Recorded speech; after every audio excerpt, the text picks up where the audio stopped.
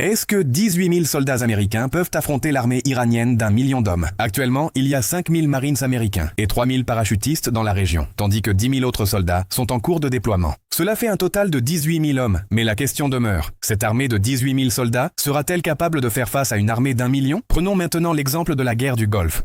Lorsque l'Irak a occupé le Koweït, les États-Unis et l'OTAN ont mobilisé environ 700 000 soldats, 1800 avions et environ 100 navires contre l'Irak. En comparaison, l'Irak disposait d'1 million de soldats, de 700 avions et de 50 navires. Le territoire du Koweït était plat et désertique. La guerre a donc été facile pour les États-Unis, qui ont libéré le pays de l'occupation irakienne. Mais le cas de l'Iran est différent. L'Iran possède également une armée d'environ 1 million d'hommes. Vous avez déjà vu la situation que la marine iranienne a créée pour les États-Unis. On peut comprendre que l'armée de l'air iranienne est négligeable, mais l'Iran possède une arme qui peut lui être comparée. Pour y faire face, 18 000 soldats américains ne suffisent pas. Cette arme, c'est la géographie de l'Iran. Ses montagnes, ses rivières et ses déserts constituent une défense naturelle pour le pays. Si les États-Unis doivent mener une guerre terrestre contre l'Iran, ils devront déployer environ 1,8 million de troupes au lieu de 18 000. Mais même dans ce cas, l'Amérique elle-même ignore si elle gagnerait ou non.